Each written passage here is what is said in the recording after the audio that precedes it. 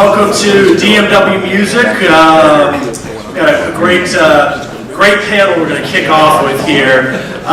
Before we get to that, let me just say a few things about the event. First of all, this event's part of Social Media Week. We're really happy to be part of the big event going on in town this week. There's a lot of stuff going on here and in other venues around the city related to Social Media Week, so you can check that out as well. Two-day event. We're going to be doing some panels in here, presentations in here, and then we've got an area upstairs that's a new concept, something called the Pit. And the Pit is a round table in the middle with chairs around it, and the idea is that whereas a panel like this is on the stage and speaking and their audience members, everyone's a participant. So we want everyone to really engage and be part of the conversation. So make sure to join some of the sessions in the Pit. It's going to be fun. We prepped all the sparkers, as we're calling them, rather than speakers, in those sessions to really let the energy flow and to get people from the broader group involved in the conversation. So our first session that will kick off up there is moderated by David Marcus here, The Label of the Future, and ought to be a great session. There'll be more and more of those upstairs. We also have some presentations. We'll be doing some research presentations in the classrooms over here. And our good friends at YouTube, Michael Kaufman, put together a fantastic series of YouTube sessions that'll go from 3:30 today until 5 p.m. There is a restriction on the number of people that can be in those sessions, and we're pretty close to hitting that mark. So if you did not RSVP to be part of the YouTube sessions, I think there still are some spots, but you really ought to go out to the registration table and make sure that you're signed up, because we do have to cut it off. We wanted those sessions to be small enough that the YouTube guys could really spend some quality time with everybody. So it's an hour-and-a-half blocked session. There's one on artists and management, and there's another on the labels, and another on publishers, and they'll each be in a separate room. So check those out. Wi-Fi, it's hit or miss. It's usually pretty good in this room and upstairs. It is free. If you're having any problem getting on, ask the guys at the registration table. Twitter, we've got our hash codes, DMW Music, and tweet your hearts out. And let's see, what else? I want to thank our sponsors, because we can't do these things without sponsors, and we've got a great group of supporting companies this year, and a number of them have tables or booths upstairs on the second floor. So make sure to stop by, check them out, say hello, and just a big round of applause for this group. It's not so easy to get supporting companies these days, so I really do appreciate the support of the group here. And the media partners. For these events to go on, we've got to get the word out through a lot of different channels, and my team assembled an awesome group, and people have been really pushing the word out, which has been great. Finally, our moderator for the next session is Ted Cohen, and Ted has been my co-chair on this event since we started the event, and I really, can't do it without him. He's fantastic, and he helped me put together an advisory board this year that was part of the event. And just a minute to kind of recognize these guys, because sometimes you put these advisory boards together and people are like, there's one phone call and that's kind of all you hear from people. This group really stepped up. I mean, I had some of these guys I was on the phone with every week, and were sending me ideas constantly, and it was really cool to work with this group. So thanks a lot to the advisory board. All right, final thing, and then I'm going to get off the stage here. We had an award submission process, and we're going to be honoring 3 awards recipients tonight at a special dinner at the Cutting Room. And that process was really interesting. I mean, I think we had over 100 submissions, and one category was startup to watch, another was music technology to watch, and another was music tech trendsetter to watch. And what a process. I mean, it really kind of showed me kind of how vibrant the tech music industry is today and how many new companies coming into the space there are. I mean, just looking over the companies, there were a good half of the companies submitted that I had never heard of. And so it was just fascinating to see kind of what's going on these days. And our award winners, AG Digital Media for Technology to watch, and Abe Burns, who works with Guy Osiri and represents Madonna, was our trendsetter to watch, and Bandpage was our startup to watch. So, round of applause for those guys. Great recipients, and we're going to have a bash tonight at the cutting room. So I know a lot of you are signed up to join us there. So really looking forward to that. Final thing is that tomorrow we are doing a music tech crawl, and Google and Spotify and Pandora and Clear Channel are all opening up their offices to our group, and we'll be spending about 30 minutes. 30 to 45 minutes in each office. Each one has something different planned. We'll start that at 6 o'clock, and that goes till 10 o'clock tomorrow night. So that's really great. We're really looking forward to going out and visiting the other those offices. All right. Without further ado, please give a warm welcome to Ted Cohen from Tag Strategic.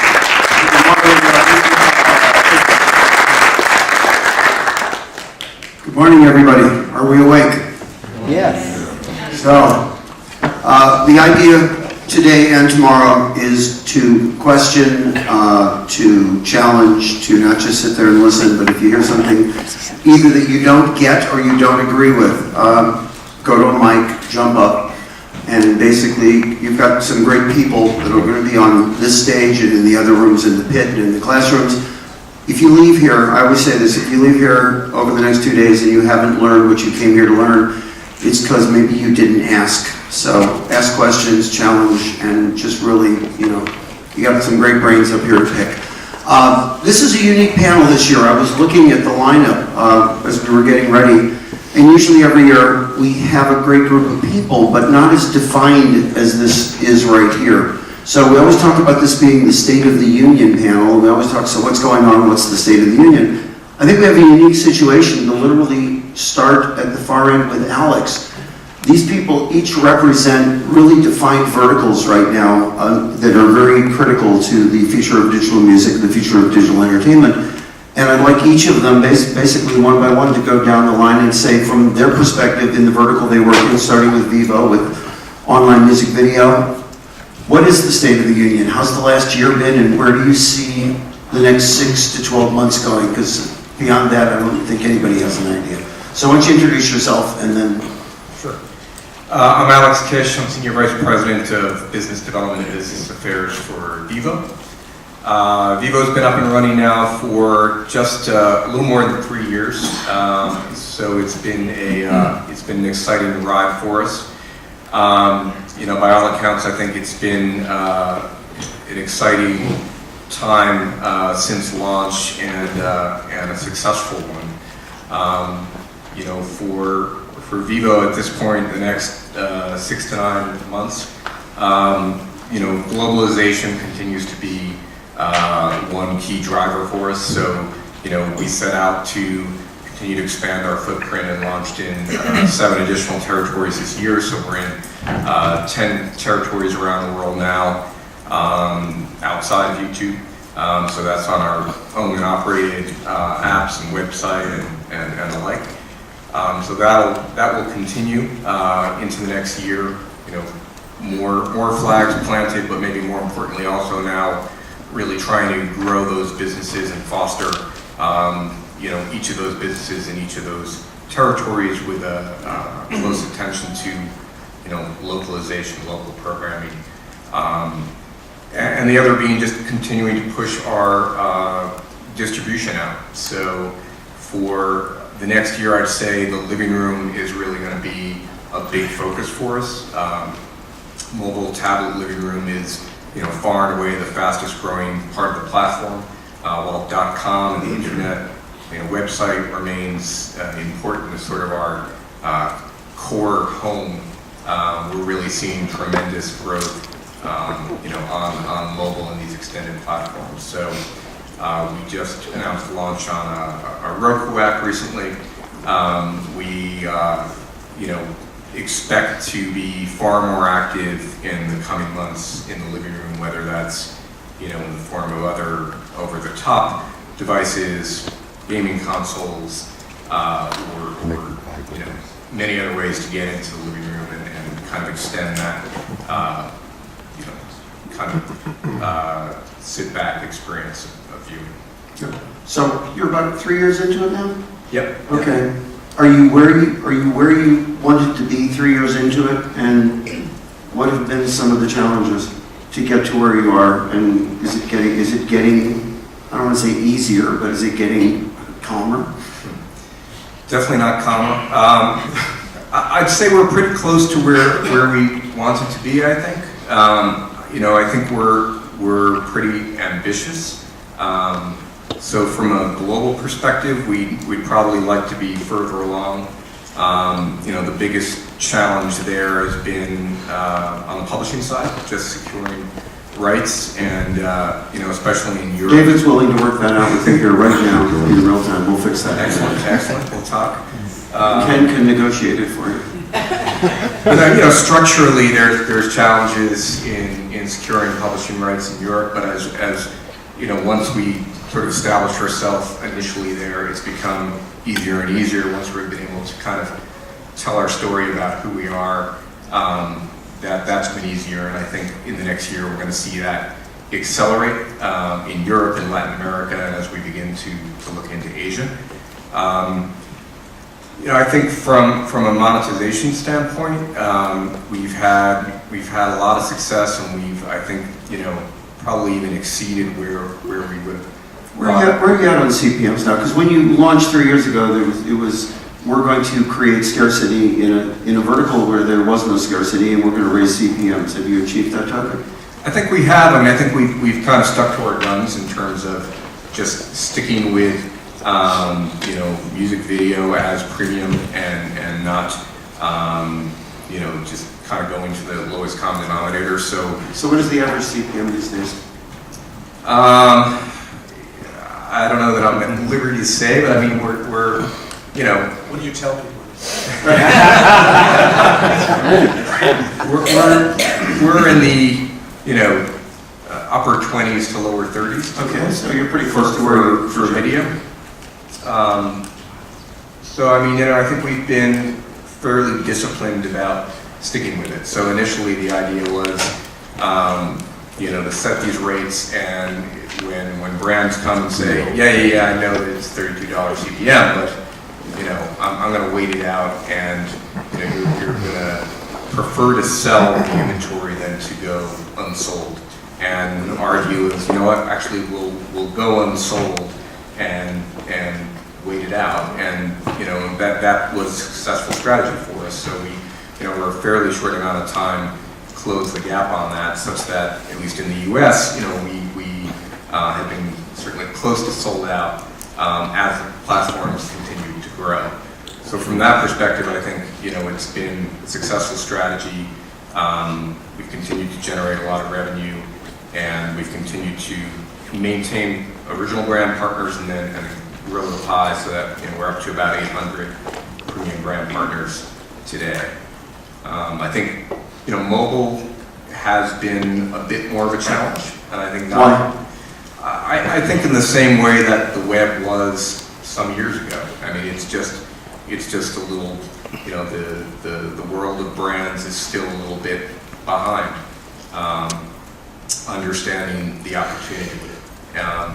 Our approach generally is to sell across platform.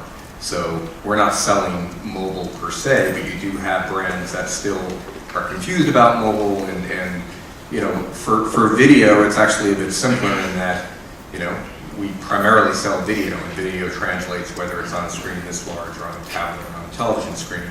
It's really weird. In 2013, I've actually heard people say, I think this mobile thing looks promising. It's really? Madonna appears to be here to stay also. Right, exactly. Yeah, so I think we're going to continue to make good strides there. I mean, I think, you know, you can't ignore the data, and you can't ignore where everyone is going. And, you know, it's not Vivo. I mean, it's video across the board, and it's, you know, it's Pandora has what 70% of its traffic is now through mobile. So, you know, we've seen as you know, we've had a part of our strategy is syndicating our player to third-party sites. So we're, you know, in the U.S. on somewhere around 25 different sites, everyone from Yahoo and AOL to Pitchfork and down the line. But the demand for syndication, you know, on mobile, on tablet, is certainly one that we're hearing very, very loudly. And so, you know, as we continue to build out that part of the platform, it's also going to be pushing syndication out and making sure we can, you know, work with partners who want to be able to take advantage of pulling through our catalog, but doing so whether it's on mobile web or within mobile apps, or, you know, through tablet, or you know, as the platform expands, we need to be nimble and expand with it. Yes, I went in with a softball, so without naming names, Warner, why are there holdouts still? I thought I was thinking the word Warner. I'm sorry. My inner voice got lost. Yes. What is the reason 3 years into this for there be anybody holding out on this? I wish I had a good answer for you. I think, you know, we're still, you know, we would love to be able to have them on board. You know, to my mind, it's what's somewhat puzzling is it seems as though they haven't taken a radically different approach. They've just taken more or less a similar approach, but on their own, as opposed to trying to, you know, join together and build scale. And I mean, they've had, you know, good success by some accounts. They're certainly bringing in a lot of streams. I know a lot less about how they've been doing from a monetization standpoint, but I think there's still, you know, there are still gains to be made in growing through scale. Right. You know, I think they've also, to some degree, in areas like mobile, to date anyway, taken a different approach, and you know, feel as though a windowing approach for mobile makes more sense. It's not the view that we've taken. We think that what's been successful for, you know, online will be successful as a platform, and that it makes more sense to really, you know, look at the platform as it expands as a whole. Okay. Mr. Hertz, Ken is one of the top 3 music attorneys in the world. I won't name the other 2, but you're all in there. Whoever the other 2 are, you're all in there. So, from an artist attorney representative side of things, how do you think? Can I add to the last answer, though? Absolutely. I think that Cheers throwing is good here too. No, I think to your question, I think that the truth of the matter is that the music industry is still an industry run by individuals. You know, this many years later, in spite of all the corporate consolidation and everything else, there are specific individuals that just still sit at the top of these companies, and I think personalities still play a role in the kinds of decisions that you're alluding to at the biggest companies. I mean, you know, Doug Morris. But Leo is gone. I understand, but Edgar's not, and Doug went from, you know, Blavatsky. You know, the point is, Doug went from Interscope, from Universal to Sony, and there was a whole shuffling back and forth between those 2 companies. One would imagine he still talks to Jimmy 5 or 6 times a day, and you know, the truth is that at the top of these companies, Lucian, Doug, you know, these are still very strong-headed individuals. It's still an industry run by moguls to some extent, and you know, in spite of who the shareholders are, how companies are organized, you know, that's who ultimately makes decisions and policies. You know, one would imagine that for a long time, until Zach moved to publishing, Zach was responsible for a lot of decisions that were made and that transcended that company and impacted on the others as well. So I think there's historical reason why that's still the case. Yes. So from your constituency, how's the last year been, and how does the next year look to you? I think, you know, it's funny, you know, we were talking, Vivo's charging the kind of CPMs that they're charging, something that people wouldn't even have imagined, you know, not too many years ago. I think the truth is this is the year that the music industry finally became part of the convergence process in a way that may be lucrative.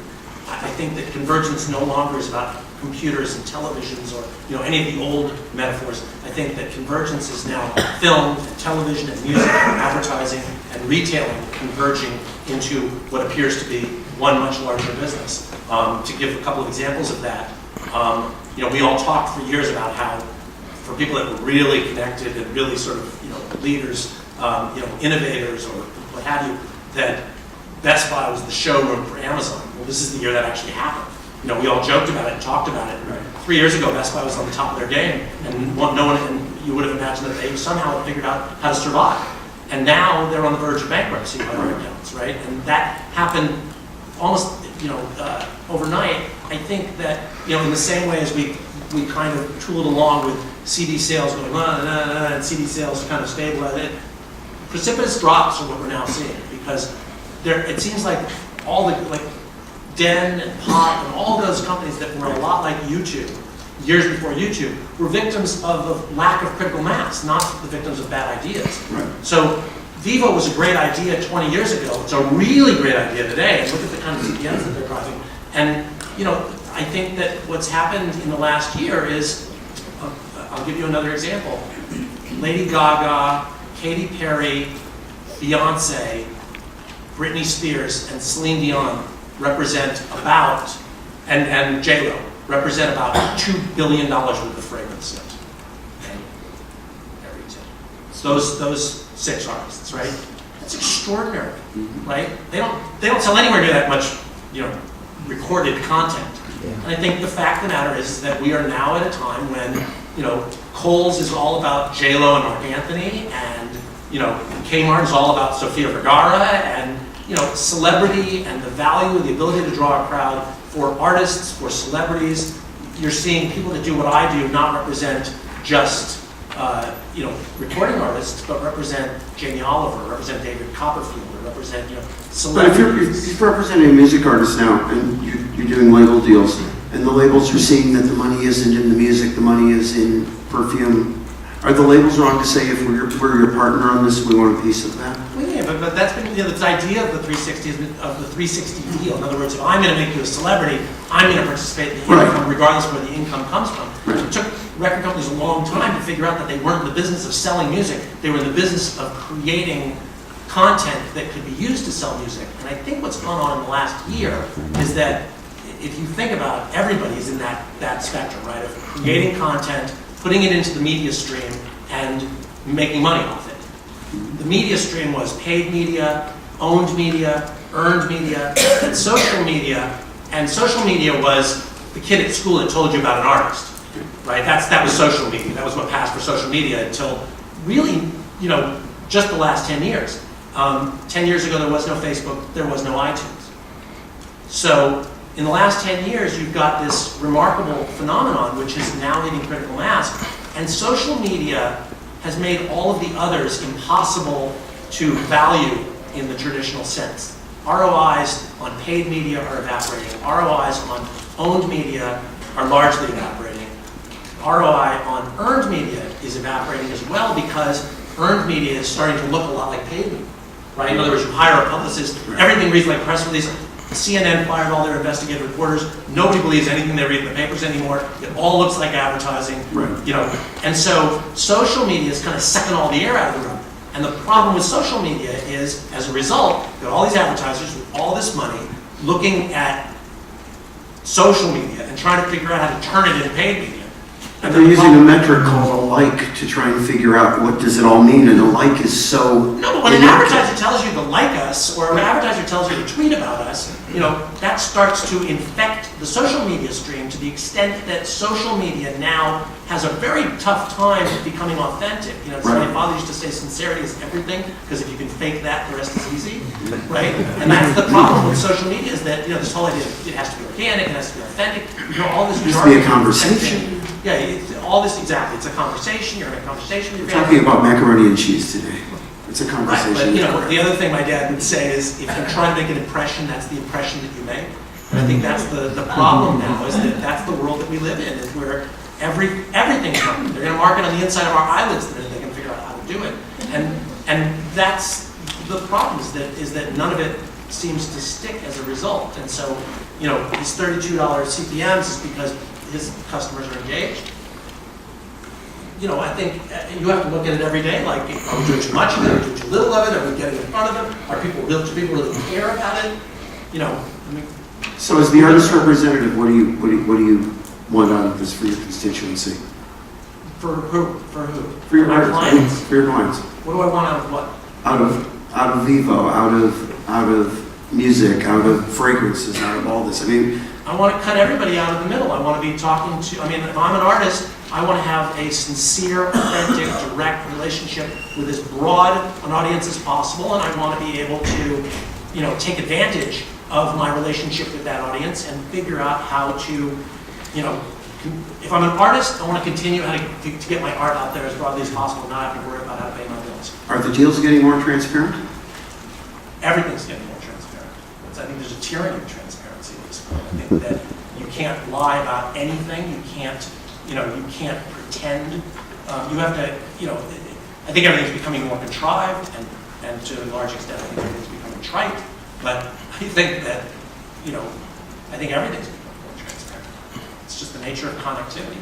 Nobody knew what this was going to be like, but it, you know, people don't care about their privacy anymore. People don't care about anything anymore, right? They just assume that they're constantly connected. You know, my daughter has 3 screens going at the same time, and I don't know about the rest of the people on the panel, but I would assume most of them would agree with it. The concept of multitasking is a complete myth. There is no way to actually multitask. You know when someone you're talking to on the phone is reading their email, and you know that you can't actually talk on the phone and read your email at the same time. It's actually impossible. You can't do either of those ways. I'm sorry, what did you say?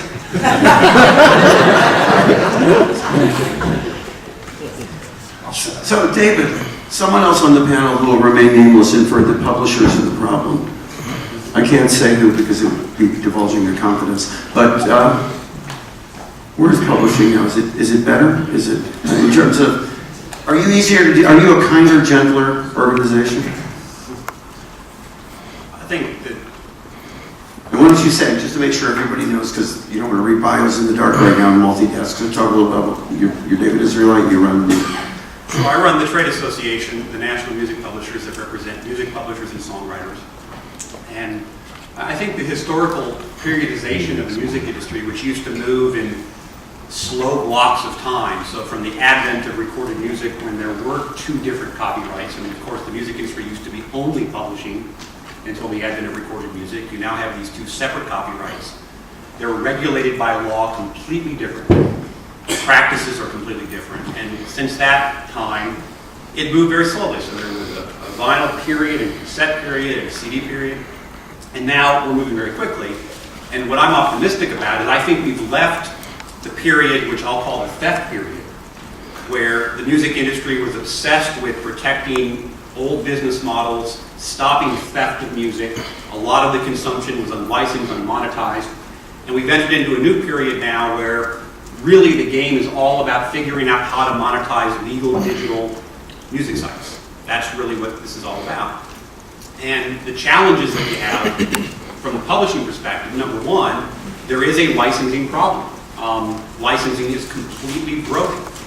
And it's something that I think we can... Elaborate on that. You say it's broken. Why is it broken? Well, start with understanding, if you can just get your mind around this, and I spend a lot of time with Congress and trying to explain the music industry to them, and if you can get your mind around that there are 2 separate copyrights, the recording and the song, the publishing, and that they're regulated completely differently, so that for what we call mechanical, which is of course just a reproduction, buying a copy, such as a CD or a download, record labels, total free market, no government regulation. Music publishers, complete regulation since 1909, where we are told by 3 judges in Washington every 5 years how much we get paid from a download on iTunes. Then you go to performances, where the 2 parties switch positions. Record labels, completely regulated by law. Those same 3 judges tell them how much the value of their performance. Music publishers, by law, unregulated. But 2 of the 3 companies that administer performances are under consent decrees with the Justice Department, So ASCAP and BMI act like they're regulated. And then you have synchronizations, where you marry music and video, where both parties are completely unregulated. If you can just understand that framework, in the US, of course. If you can just understand that framework, then the issues start to make sense. So if you want to launch a music service that wants to use both copyrights and wants to have cross-platforms of mechanicals, performances, and synchronizations, you're looking at a licensing scheme that's impossible. It's absolutely broken. So let me ask this, as the head of the trade association, what can you put forward? What can you do in the next 18 months? Because we've been talking about this since 2000. We're now 13 years into the discussion of that it's broken. So it's the bar mitzvah of broken copyright. Okay, it's time for copyright to be a ban. How do we do this? The only way to fix it is to also address, besides the mechanical process of licensing, there are two other factors that have to come into play. One is the rebalancing of the value of the two copyrights. You can argue about whether Pandora should be paying 54% of its revenue for music. You can have a debate about that, and there is one.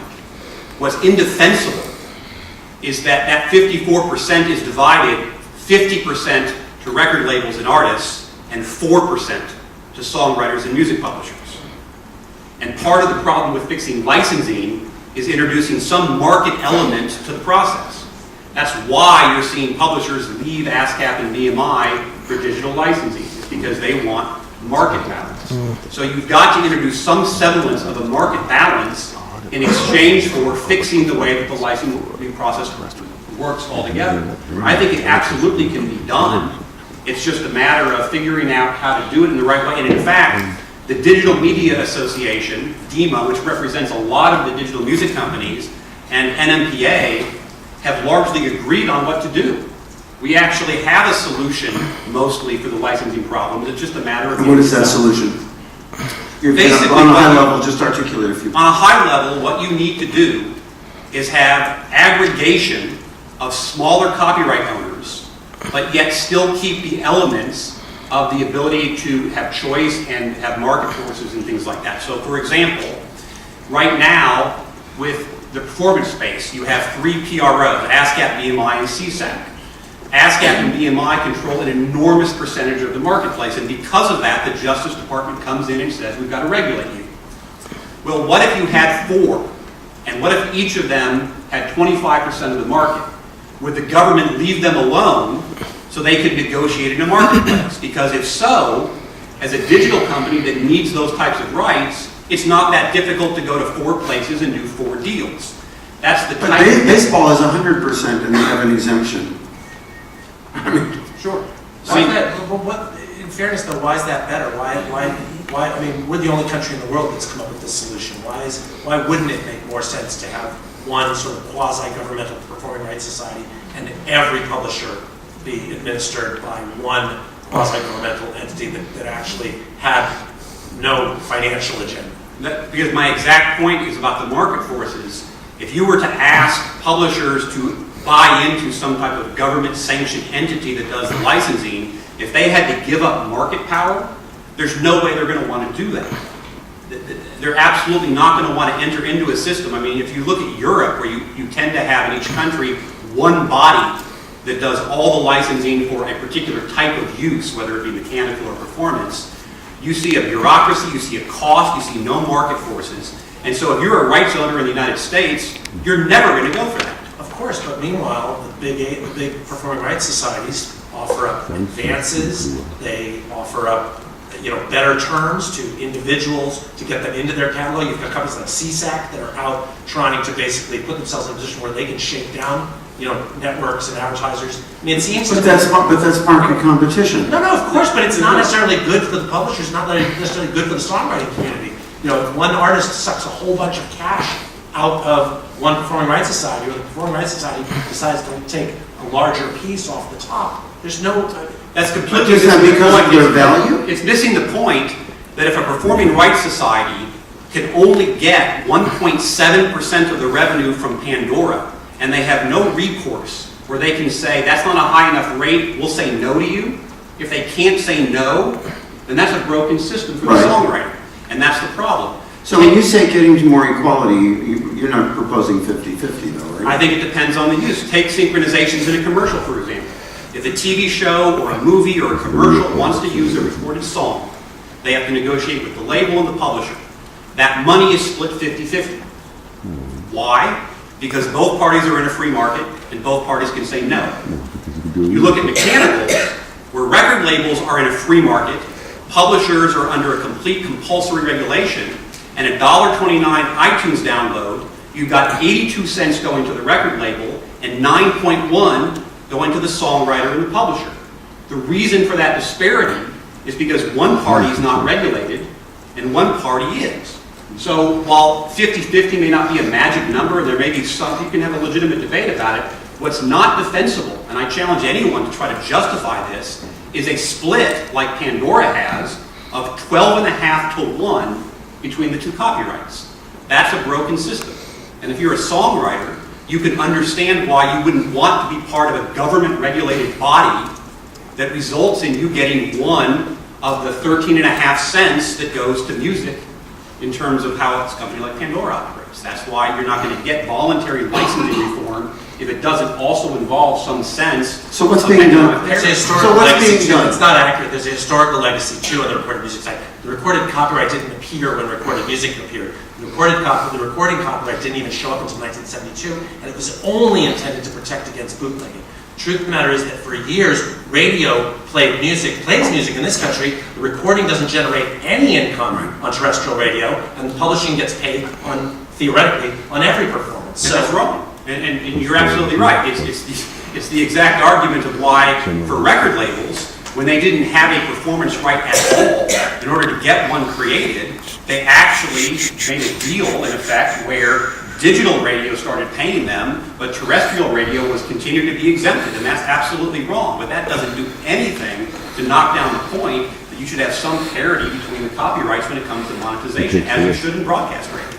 So what's the reality of this being dealt with in the next 2 years, in the next year? Is this 5 years? Are we still another, are we another 10 years? Let me tell you how it's being dealt with in the marketplace. Okay. There is developing a somewhat of a solution to this problem, which is coming where you have very large music publishers that make individual private deals. Right. The problem then is, how do you get the rest of the publishers, which are scattered to the wind, into a system that makes sense for the purpose of business? What we were able to do with YouTube, with Universal Music Videos, with Warner Music Videos, is that after the very large music publishers, which, by the way, the top 4 control over 70% of the market, when they do individual deals, then NMPA, as a trade association, has been able to come behind them and negotiate a model deal for the rest of the industry. And then... Is that as NMPA or is that as Harry Fox? No, it's NMPA. As NMPA, okay. So, for example, with YouTube made a deal with each of the major publishers for user-generated content. For the rest of the publishers and songwriters, there was no deal, and it would have been impossible for YouTube to go out and do individual deals. What NMPA did was negotiate a model deal, in effect, invite in independent publishers, of which now there have been more than 1,500 companies who have opted into that, and the market's worked. Same thing's happening with music videos, partly with Repo, which Universal did the exact same thing with NMPA. Warner's done the same thing. So there's developing a market workaround, in effect, to this broken licensing system, which is, if the market develops kind of a model deal based on large players making those deals, there is a method to get the rest of the industry in. You're basically drafting behind them in auto racing. You basically let them set. Right, because there's no economic model to justify an individual songwriter suing. Right. With an understanding that we're negotiating a model deal, not anyone's individual rights, and that's how it's not a problem for it to be done on an industry-wide basis. Okay. We move on to Mr. Rubey now. From the concert promoter, from the production side of the live music experience, how's it been going the last year or so? And you're coming up on the new Coachella that's going to have 2 weekends and more backstage video and all these wonderful add-ons for the fan. Is it, in working with some of the people up here, is it getting easier to get artist cooperation to provide an even more immersive concert experience than you've done in the past? As an answer to that question, absolutely, Okay. when it's in the artist's interest. you're knocking on the door and they don't have something to sell, or they don't have an agenda, or they have an issue with where you want to take it, it's not going to happen. But last year when we were doing Global Citizen Festival in Central Park, with the Global Poverty Project, Devo was the first platform to sign on. Warner Music came in and supported that decision for the Black Keys and Neil Young. Ken and his artists have been amazing, you know, particularly when we toured around the world. We hit every platform. We hit movie theaters, we hit online webcasts, we hit television. David and his group, you know, I think that the whole dialogue between David and Ken is, as you can tell, very complicated. Particularly when you consider the fact both David and Ken highlighted, it comes down to again the artist. When the artist is the composer or is part of the composition group, then you can generally get business done. But if you've got an artist that's out playing cover tunes, not going to happen. With the exception of Central Park, where John Legend's performance of Imagine, which was written by John Legend's performance of John Lennon, which was written by it was legendary. and written by John Lennon. That was approved for use, as was Beyonce's performance of I Am Here, which was written by Diane Warren. And we think that in particular the industry has been amazing in its support of the use of competitions and the willingness to basically put the sword aside when it's genuinely a good use for the betterment of society. What are some of the other gating factors on having a completely seamless experience of what consumers think? The technology now provides anything anybody wants. The technology provides basically the ability to come in under live performance, which is virtually unregulated. I'm not a lawyer, so I can't speak to whether or not that's truly accurate, but from a producer's perspective, it's, you know, it works. Live and terrestrial broadcast. Correct. Yeah. And you know, Ken just said it there, terrestrial broadcast. With Access TV stepping into the live space again, there hasn't really been a television broadcaster in live music in 10 years. I mean, it would, you go in the morning, yeah. So, but we're actually going to carry 24 hours of Jazz Fest. Same way YouTube and people like that. So, well, let's put it this way: it's not been announced, and so we're. It isn't now. No, that's it. Yeah, it's In fact, the tweet just went up. So that being said, that offers us enormous opportunities. I mean, we're watching multi-screens, and we're seeing children's programming, which is being programmed to the child on the iPad or the tablet device, and the television programming is being programmed to the adults because they know who's watching what screen in terms of creating a more connected experience. So I think that you know, we've done webcasts with festivals and live events and offered a different experience on a mobile or tablet device. That's been very successful. I think at the end of the day, it's about immersion of the experience from the user's perspective, and the more immersive you are, generally, the more connected the artist Well, wouldn't feels. artists want that experience? Oh, so why do they push back? Why do they push back? Well, because probably what you're asking for is not, in their opinion, in their interest. I mean, the artists to let their fans get closer to them, whether it's... But again, you have to... Are they being idealistic again? Well, I don't know that, I think you're making a blanket statement that doesn't really... Artists, in their position, this is their content, this is their intellectual, it's not only an asset of intellectual property, this is their heart and soul. That's what you're talking about, you know. And But as we talked about before the panel, the fans are capturing that anyway. But that's not the point. They're This is not. standard. This is a standard debate where you've got a nascent industry, people investing, breaking even, and asking the artist to go along for the ride. But at the end of the day, the artists don't own a piece of that nascent industry when it's no longer nascent, and that's really the challenge. Is they don't know, artists don't want to be uncooperative, but at the same time, they're kind of like, okay, so explain to me what we're doing here. You're investing to build a business that at the end of the day you're going to own, and you're using my fans and my popularity to test it out. And at I'm the just end of talking it, when about it's doing a turned live into a business, webcast of a band performing at a festival, and if the fans are already there recording the show. unfortunately, it's like the NMPA, that there is no economic model to support the artist helping AEG, a company that's about to sell for $1 gajillion, helping them along. And John and I have had this conversation where sometimes there's just no deal to make. And also, it goes to the point earlier of authenticity. The artist wants to know that they control the process if they're going to put their name and likeness on it.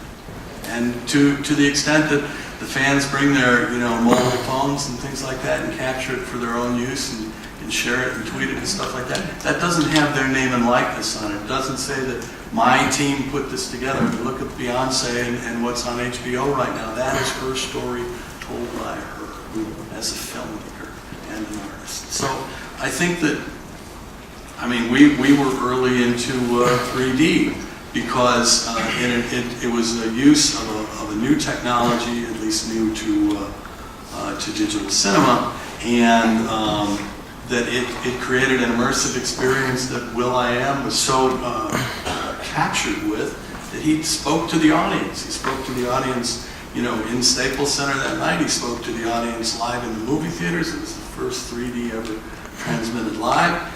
He spoke to the audience on Epix Television and in worldwide distribution of that show.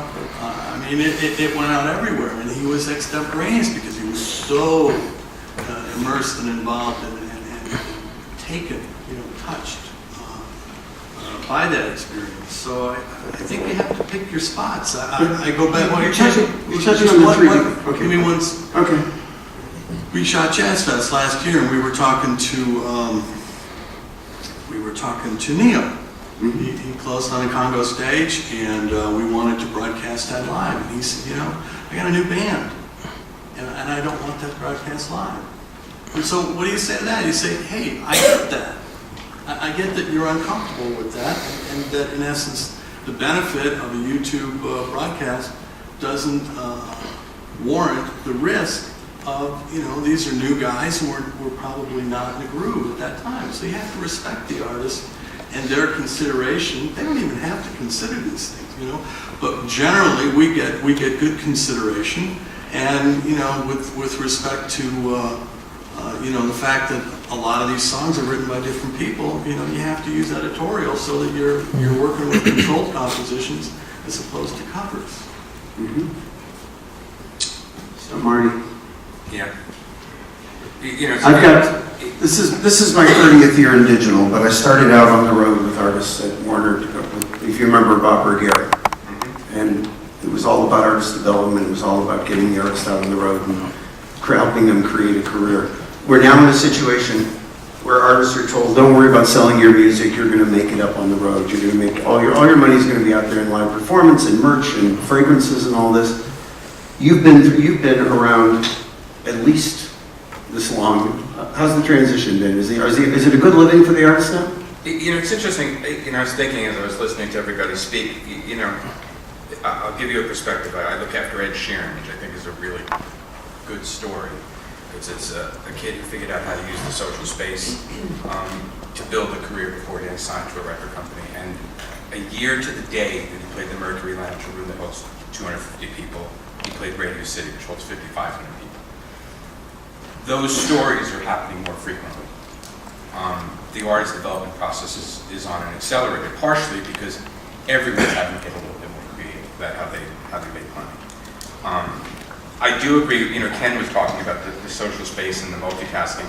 I do believe there is an incredible dilution factor. I still try to speak in full sentences. Although if you see my emails, they're usually abrupt because I don't use full sentences. But I think that no fucking way is a full sentence. What? No fucking way is a full sentence. Yeah. I do think we're in the space of artists are certainly on a more accelerated path. There's more information out there. There's more ways to reach a fan, and I think the term that hasn't been used, and I think immersion was the closest term, is for me it's like, how do we get someone to participate? How do we get them to engage beyond one song? How do we get them to reach in their pocket and take out money to buy a concert ticket when it all is so accessible to them? They don't have to leave their couch. My job is to figure out how to get them to leave their couch and help my clients do that. But I do think we're in a place where there's so much chatter that a lot of it is just noise, and it creates dilution. It's like, I talk to people about going to South by Southwest, and my mantra is less is more. And it's hard to tell an artist, you know what, you're going to be there for 3 days, do 2 or 3 things, don't do 9 things. You're not necessarily going to capture more by doing 9 things. Elaborate on that. What? Elaborate on that for a moment. Doing 9 things meaning going directly. I have clients who are doing shows at 11 a.m. in the morning for Spotify, then going and doing 1 o'clock in the afternoon thing at the San Jose Hotel, then going and playing for ASCAP later that night. At some point, there's a lot of bands there's a lot of opportunity, but there's also that situation of someone saying, they're playing 3 times, I'll catch one of them. Right. And what ultimately happens is midnight rolls around and they've caught none. Right. Because they're sitting there looking at a menu of 30 bands that they want to do that with. The interesting thing with John and I, because personally, I think I have 11 acts on Coachella, from Blur to Sigur Rós down to Janelle Monáe, across basically every opportunity that there is at Coachella. 90% of my day is not about the deal, because people see Coachella as a coveted slot, as they see most of these festivals as coveted opportunities. It is the rights issue. And, it's walking managers through saying, I know you don't want to have a camera up your ass the whole time, but this is part of this process. On an interesting note, I had Pulp play in South America, and Jarvis Cocker, who I have an immense amount of respect for, because he's an incredibly talented guy, but incredibly principled guy.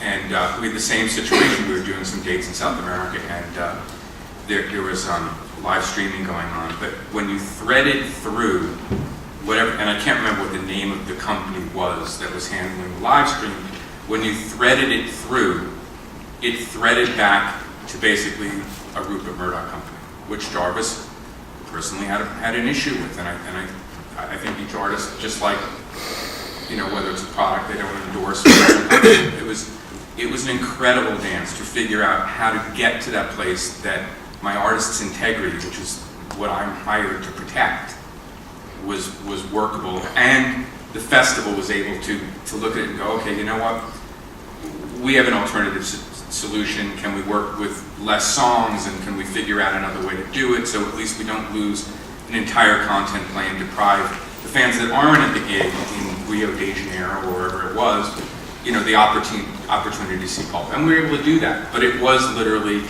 a rights management issue. And it's very different. As an agent, my platform changes daily. Marty, hold on 1 second.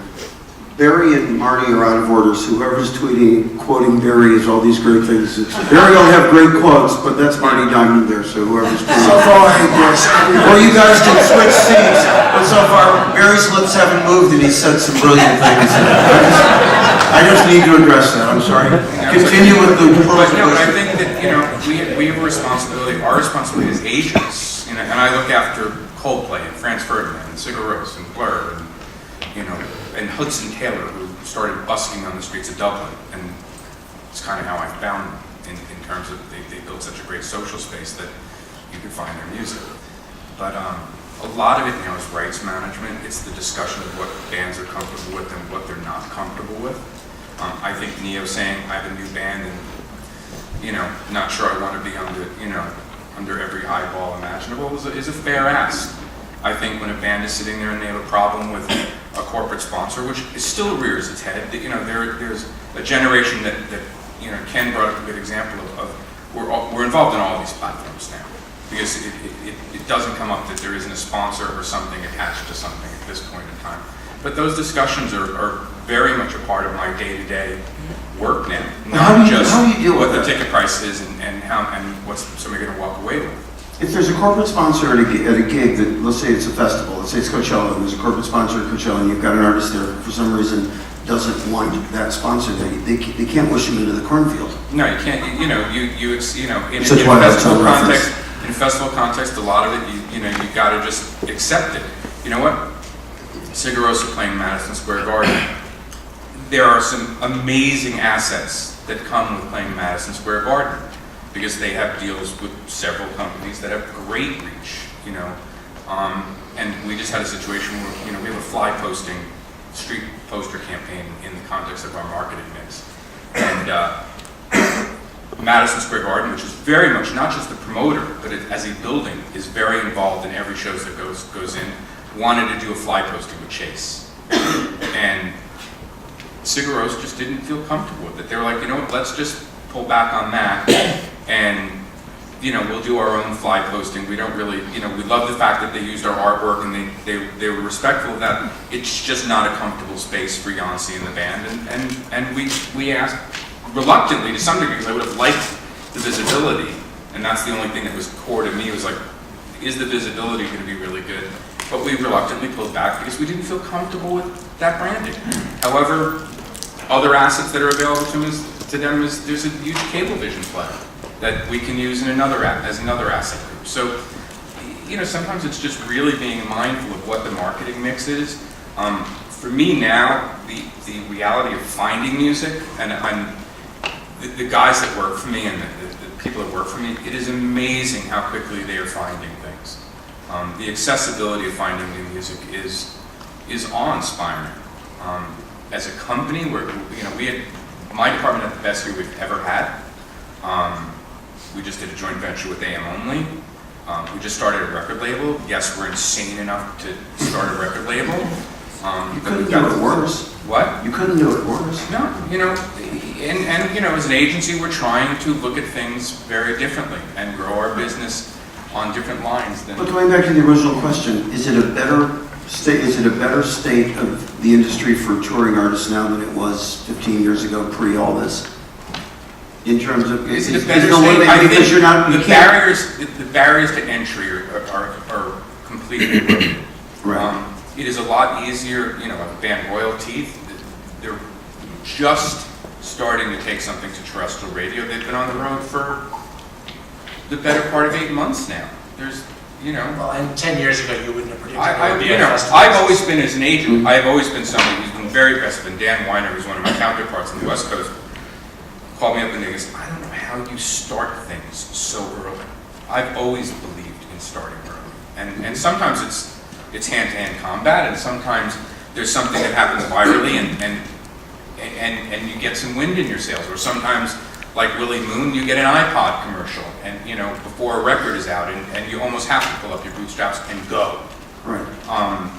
An iPod commercial doesn't have any branding in it, just has this song in it, doesn't say music by Willie Moon. We just Would gotta. be nice if they did. We just gotta presume that the fan, if he's inspired enough, is gonna figure it out. And you know what? They fucking do. Right. And God bless them for that. John? I completely agree with you, Marty. I think that all of the different media opportunities have made it much easier for artists to be discovered. And at AEG, we definitely believe in creating content as a way of selling tickets. I mean, we invest substantially in creating content that is or isn't branded with sponsors and things like that, based on what's really in the artist's interest. How do they want to get it out there? But in particular, as we were saying earlier, with Black Eyed Peas or Bon Jovi, or most of our significant touring partners, we are out there creating content for all different platforms because we believe it sells music. It's a very effective recording launch, it's a very effective tour launch, and it's a very effective initiative really for any form of monetization of the artist's image and likeness.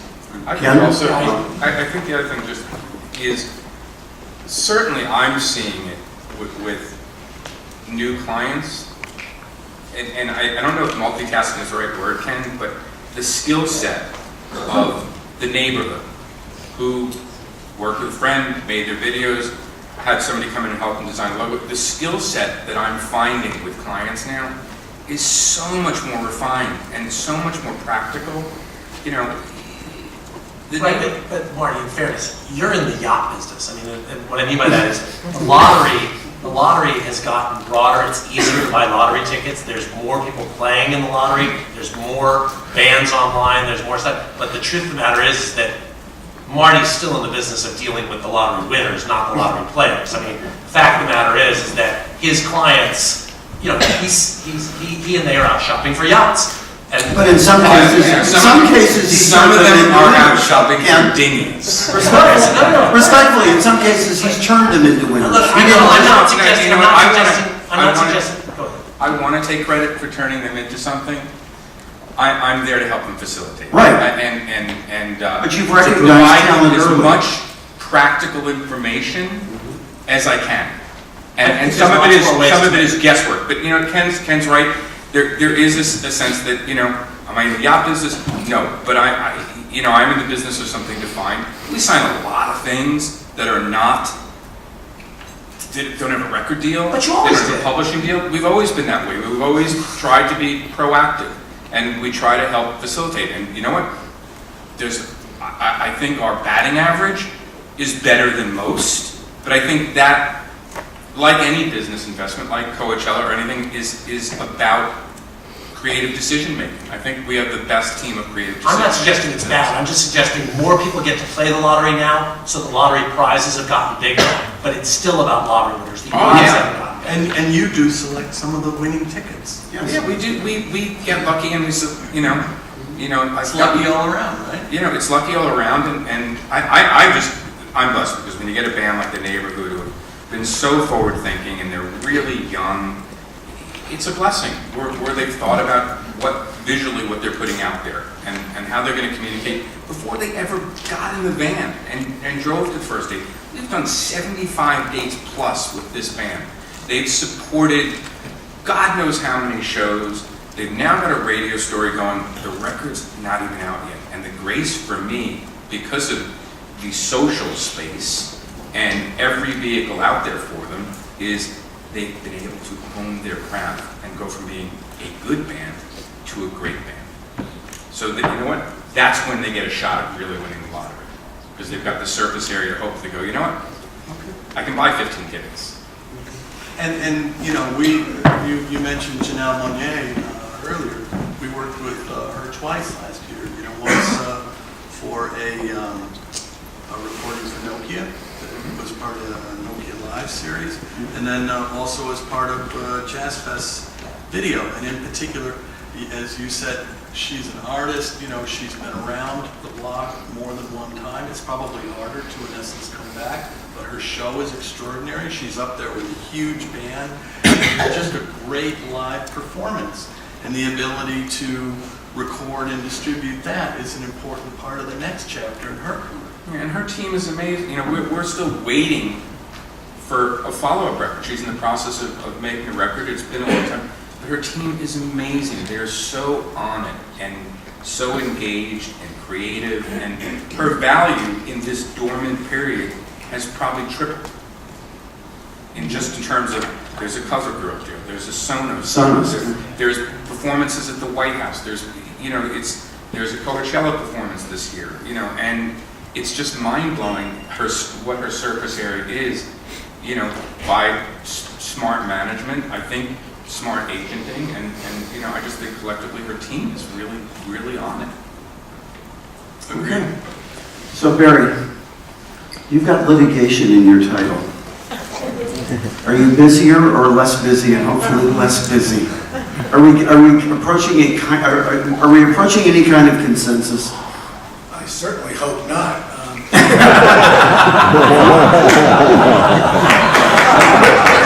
That was good. Well, I must say, I've been distracted for most of the hour by the water here, which I've looked longingly at, but after Marco Rubio, there's no way. What a guy. Yeah, that's okay. I'm sorry. I don't think we've been less busy. We've been as busy or busier, but in somewhat different contexts. Who are you suing this week? Well, David and I haven't figured that out just yet. But by the end of the day, perhaps. I think that with all of these different technologies, with all of the new uses of music, with all of the things that go bump in the night and are having their growing pains, the last pain to turn into growth is paying the people who create the music. Whether that's an artist, whether that's a songwriter, those people get thought of last, get paid last. And I look at litigation in a somewhat different way. We create our own market correction. We find the people who aren't doing what they're supposed to be doing, and we correct that. Or we, I don't want to say eliminate because it sounds ugly, but we do. They disappear. But we do shorten the market a little bit to make sure that the people who are still in it are the ones who are respectful of artists and are paying them. I think a lot of what we do now, rather than running into court every day, is to counsel clients as to how to avoid being in court, how to get paid if they're not getting paid, how to pay people if they're not paying, and how to create arguably a better user experience for the consumer. Cool. Questions? Single question. Okay, well, I'm going to drop my part into this because that wouldn't be me if I didn't. So I said earlier, this is my 30th year in this. I was hoping that post iTunes launching 10 years ago, this coming April 29th, that it's the 10-year anniversary of iTunes coming up. Rhapsody's been around for almost 13 years.